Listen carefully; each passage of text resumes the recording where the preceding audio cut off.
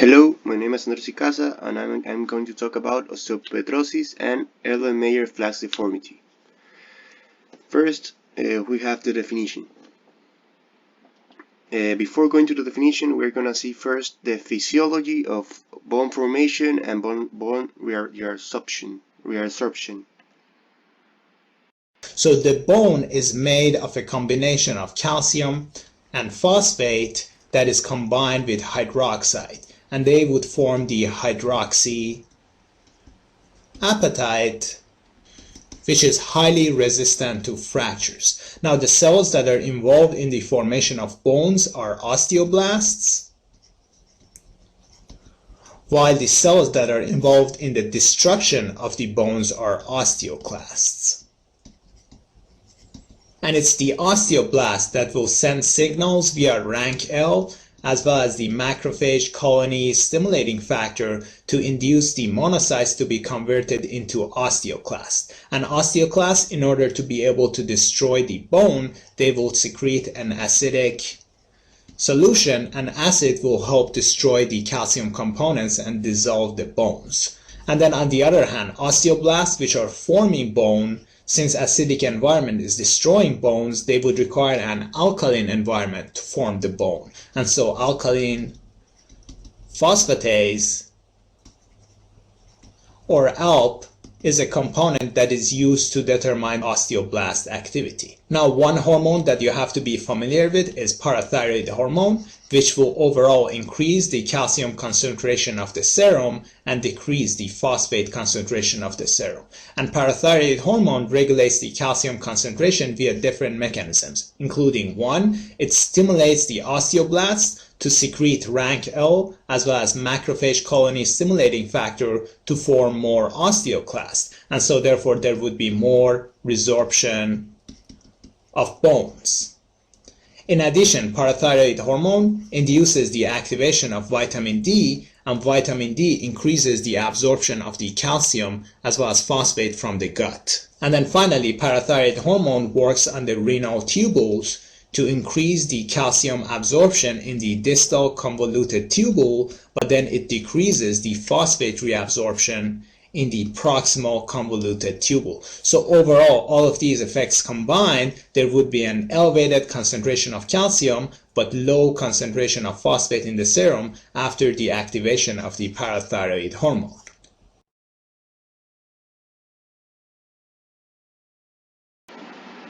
Okay, so now we have the definition of osteopetrosis. Osteopetrosis is a genetic disease marked by increased bone density due to the defect in bone reabsorption by cells called osteoclasts. This leads to the accumulation of bone with defective architecture, making them brittle and susceptible to fracture. In some cases, this is also accompanied by the skeletal abnormalities, although symptoms may not initially be apparent in people with mild forms of this disorder. Trivial injuries may cause bone fractures due to bone fragility. Early diagnosis is important in the more severe forms of these disorders, as they cause irreversible complications and may be treated with hematopoietic stem cell transplant. Then we have the definition of the Erlenmeyer Flask deformity. Erlenmeyer Flask bone deformity is a long-standing term used to describe a specific abnormality of the distal femora. The deformity consists of the lack of modeling of the deep metaphysis, with abnormal cortical thinning and lack of the concave metaphyseal curve, resulting in an Erlenmeyer Flask-like appearance. We can see in the first picture the Erlenmeyer Flask, and in the second picture how the bone takes that shape. Then we have the applications in medicine. Well, the applications in medicine is that there are three different types of genetic osteoporosis, osteopetrosis. The autosomal dominant is the most common, the autosomal recessive form, also called the malignant infantile type, is the most severe, and the X-linked form of osteopetrosis that is extremely rare. Also, osteopetrosis can be genetic or acquired by treatment with bisphosphonates during growth, and it's important to know the etiology. so you can differentiate and look for different treatments. There are different diseases that can cause Erlenmeyer Flask deformity, so it's important to know what type of osteopetrosis you are seeing, if it's acquired or if genetic, and which type.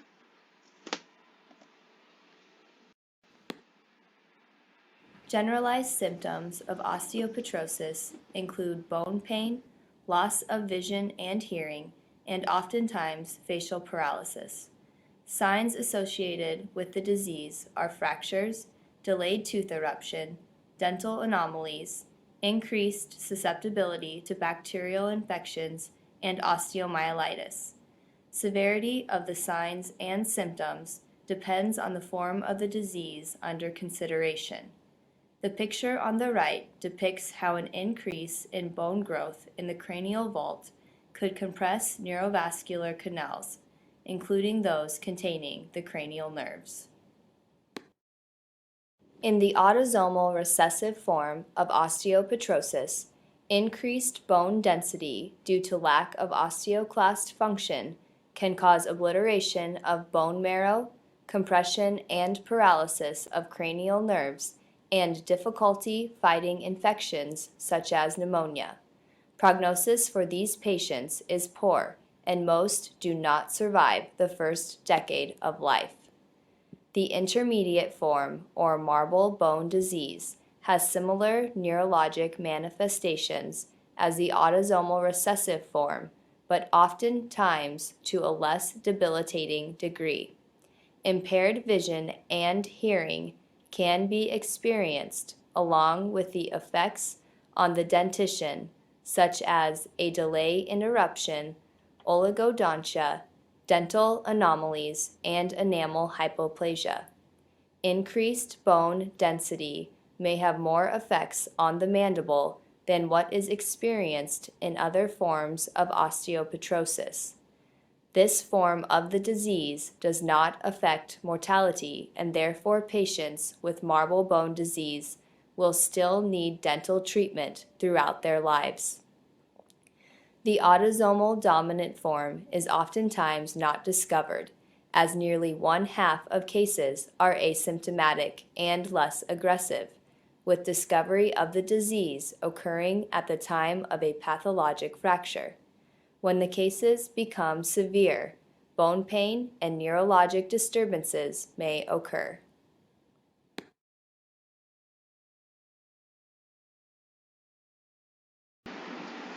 Okay, now we go to the pros and cons. In the pros and cons, we have that the pros are that it is a rare disease, and that the most common form of this disease is the least severe. Also, that the acquired osteopetrosis is easily treatable. On the other hand, we have the cons, that it's a hereditary disease, that the most severe form affects children, and the only treatment for this severe form is hematopoietic stem cell transplantation, or HSCT. So Erlenmeyer Flask deformity is simply a metaphyseal flaring or metaphyseal widening. Let us see how we can approach it in Viva exam.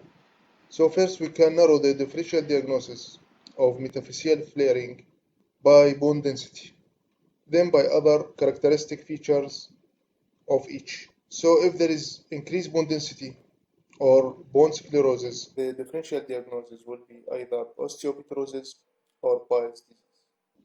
If there is decreased bone density or osteopenia, this could be Gaucher disease, thalassemia, or fibrous dysplasia. First, let us talk about osteopetrosis, in which there is generalized increased bone density, and also we can notice that there is an alternative dense and lucent metaphyseal lines. You can ask for spine X-ray, looking for well-defined sclerosed end plate, which giving sandwich vertebrae. In Peyer's disease, which called metaphyseal dysplasia, typically appear as flared.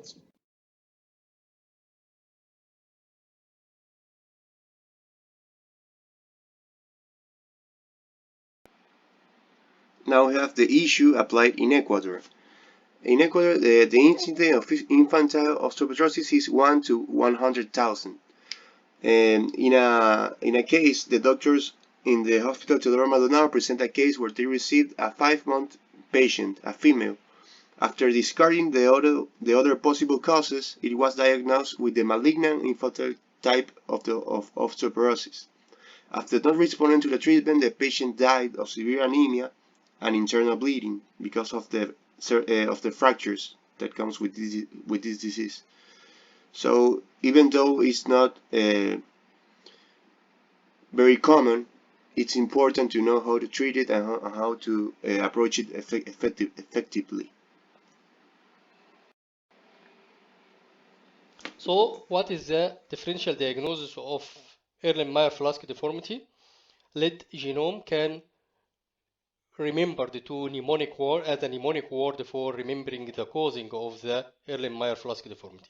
Lead from lead poisoning, G from Gaucher disease, N from Niemann-Pick disease, O from osteopetrosis and osteochondromatosis, M from metaphyseal dysplasia like bile disease, and craniometaphyseal dysplasia when associated with cranial nerve palsy or abnormality. E from hematological, which meaning hematological, like thalassemia, major or thalassemia, or other blood disease. Again, these diagrams showing the lead genome, which is the mnemonic word to remember the causes of the Erlenmeyer Flask deformity. Lead poisoning, Gaucher disease, Niemann-Pick, osteopetrosis, osteochondromatosis, metaphyseal dysplasia, craniometaphyseal dysplasia, and hematological like thalassemia.